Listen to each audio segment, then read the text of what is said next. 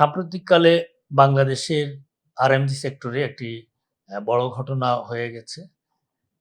আপনারা জানেন যে বাংলাদেশে এই মুহূর্তে প্রায় ৩০০ মতো ফ্যাক্টরি আছে যারা green certified, a gold, silver এবং প্লাটিনামের। এবং সবচেয়ে বড় কথা, কিছুদিন আগে হেমস গার্মেন্টস লিমিটেড বাংলাদেশের একটি সুপ্রতিষ্ঠিত প্রতিষ্ঠান। সেটি ওয়ার্ল্ডের ইউএসজিবিসি যে গ্রিন বিল্ডিং সার্টিফাইড, সেটিতে ১১০ এর মধ্যে ১০৮ স্কোর পেয়ে গ্লোবালি এখন হাইয়েস্ট স্কোর হিসাবে প্রতিষ্ঠিত হয়েছে।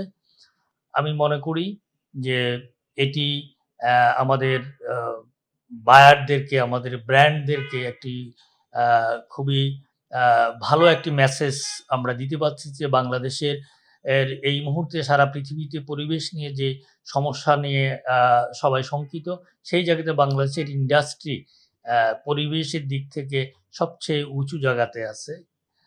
আমরা মনে করি যে এটি দিন, দিন বাংলাদেশের ইন্ডাস্ট্রিতে আরো বেশি গ্রিন ফ্যাক্টরি তৈরি হবে এবং আমরা পরিবেশের কাছে যে দায়বদ্ধতা সেটা কিছুটা হলেও আমরা আ পূরণ করতে পারব।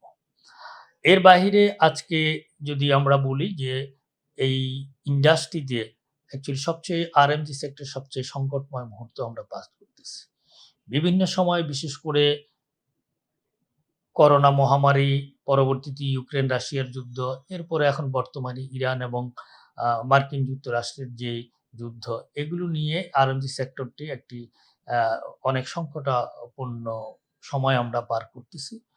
বিগত দিনে বিশেষ করে ইন্টারিম গভর্নমেন্ট আমলে যেটি হয়েছে সেটি একটি আ বিতর্কিত লেবাল ল হয়েছে, যেটি আমাদের ইন্ডাস্ট্রিকে অনেক ক্ষতিগ্রস্ত করেছে।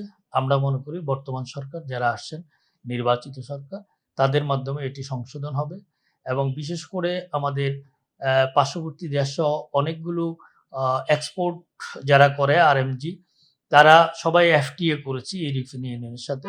আমরা মনে করি বর্তমান সরকার সেটির দিকে নজর দিবে।